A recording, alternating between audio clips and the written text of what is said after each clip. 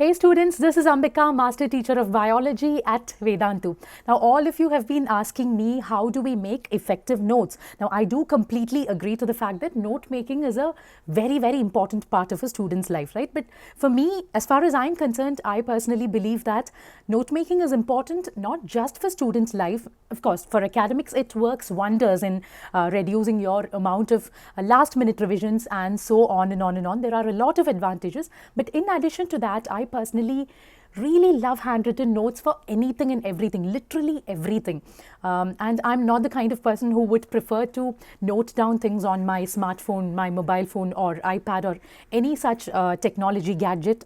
As long as there is paper available, paper and pen available, I would always have a preference for that, be it a recipe, be it any general notes, shopping list and so on. I personally have a love for handwritten notes. But anyway, like I said, for a student, handwritten notes can be a crucial way, and I would say it will ease your preparation, ease your studies in the long run, because unlike textbooks which have a lot of printed material, handwritten notes actually have the power to, they have the magical power to get imprinted in your brains much faster than printed notes. Okay, so today, for those of you who do not know where to get started or how to get started, I would like to give a few general tips. Of course, note making can be an entire 1 hour or a 2 hour lecture by itself, but I understand time is limited and you are just a few days away from your board exams. What is it that you can do to use the time you have available right now to make effective notes? Okay, so let's get started. The first thing is to determine your goal of making notes. Okay, so this will be different for different people. Some of you, for instance, may be making notes just for the sake of improving your concentration. What I mean is, some of you believe that if you just blindly listen to lectures or if you just blindly read through a textbook without applying your remaining senses, like what I mean is being a kinesthetic learner, you may want to make notes parallelly so that your hand-eye and hand-brain coordination can help you concentrate much better. Okay, so that's one category of people. So those kinds of people, I believe, may or may not come back to the notes that they have made, for revision and other purposes. Some of you may want to visit it back, so you may want to make it a little neater. Okay, so that is one possible goal. Otherwise, you may just want to make notes so that would serve as your sole study material for the remaining days, especially on the eve of the exam or a few days before the exam. Okay, so first step is to determine your goal of note making. It can be anything else also, but these two are commonly the goals that I can think of.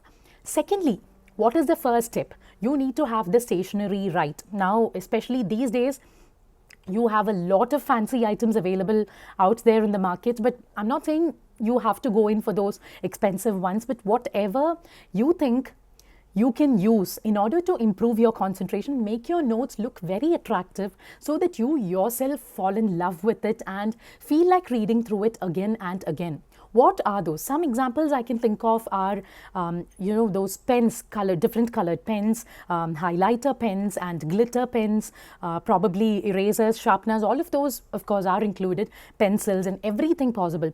And of course, I really have a love for post-it sticky notes. Those are also very important, handy tools when it comes to note making. Even if you don't want to use sticky notes in your personal notes, in the notes that you are making, you can even use it in your textbook to make a quick note so that you want to come back and revisit that topic or something like that. Page markers can also be a very useful tool when it comes to note making.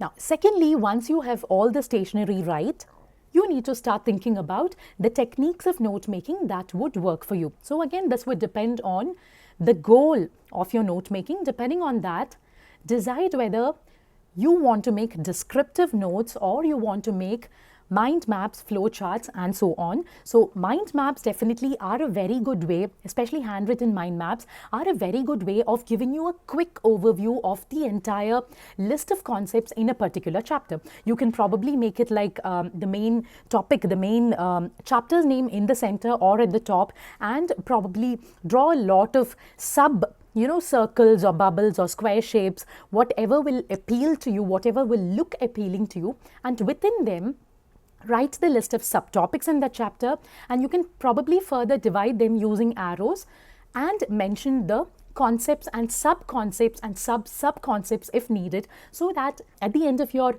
revisions for a particular chapter, you are good to go just by looking at this once or twice. Okay, last minute revision is what this really helps in. So that is mind maps.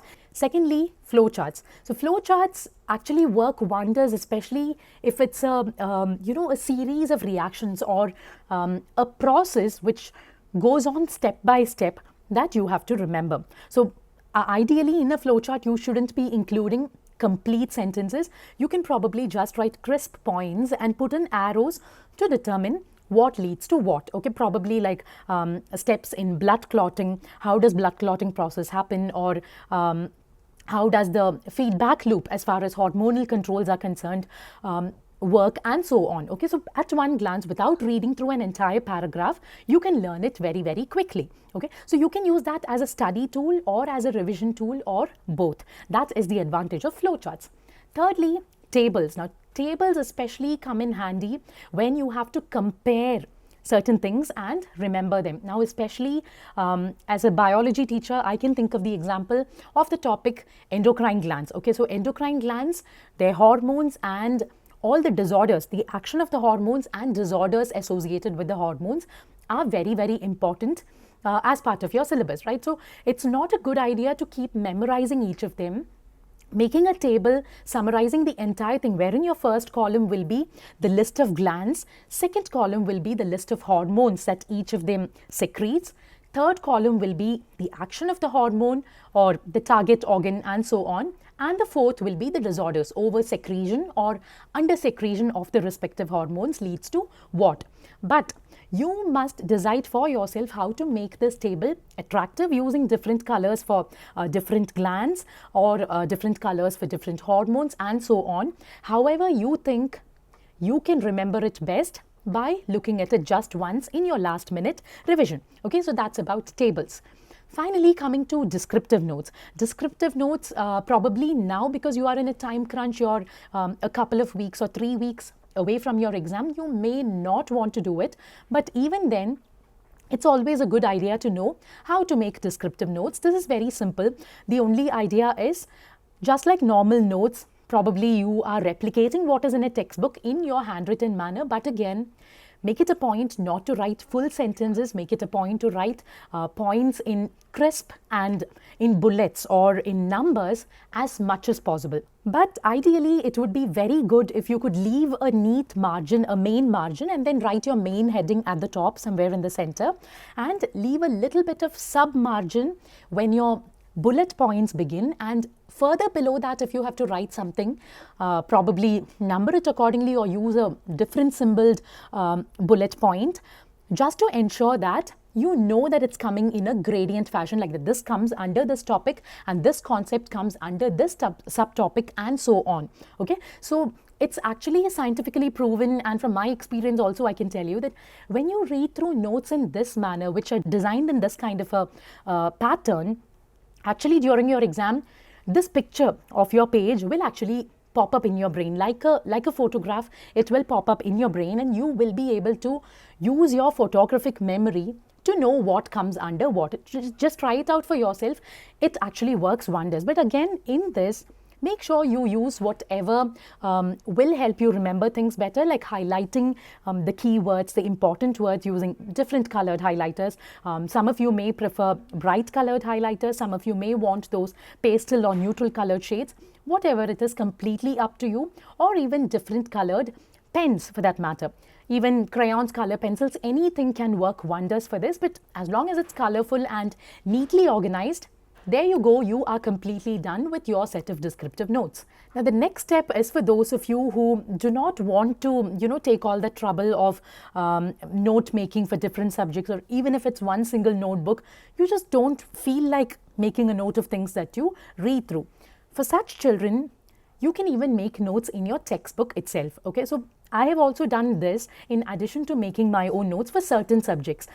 So what you do is, as you read through the lines in your textbook, underline or highlight, I would prefer highlight, the keywords, the key points, okay, and near them, probably you can make use of sticky notes or those page markers in order to make a very, very quick note, like a crisp note that you have probably heard in your lecture through your class, or probably you just want to write that you want to come back to this at a later point of time or something like that. Okay, anything that you want to remember related to that concept, you can make use of these post-it notes or page markers. Okay, the next one is the importance of diagrams. Now, I understand everyone is not a good artist and not everybody likes to sit and draw diagrams. I'm not talking about drawing diagrams scientifically correctly or artistically or aesthetically appealing, but actually, whenever you read something, definitely how your brain processes it is by relating it to something you already know. It forms pictures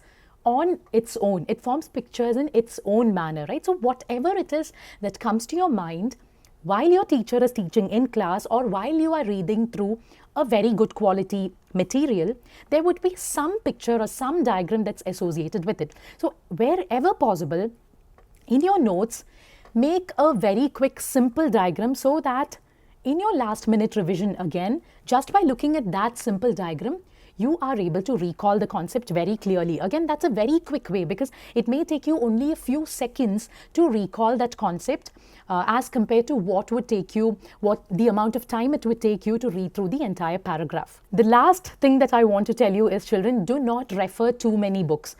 This is a very bad idea. We may end up wanting to create the best possible notes. I have also committed this mistake, referring through 5-6 books, 5-6 notebooks or 5-6 textbooks at a time, and then wanting to take up the best in each and compile my own notes. But it doesn't work that way.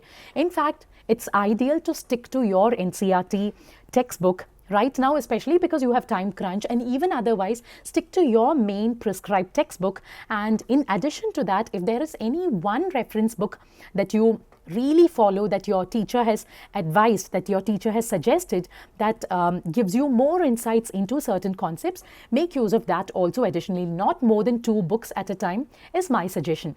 And of course, reliable internet sources may have certain flow charts and all of those readily available. So if at all you come across something like that, do make use of those also, but not for understanding concepts and making descriptive notes. Okay, so children, that's about it from my side. If there's anything more that you would love to add to this, or if there is any query that you want to ask me regarding this, please do remember to post it in the comment section below.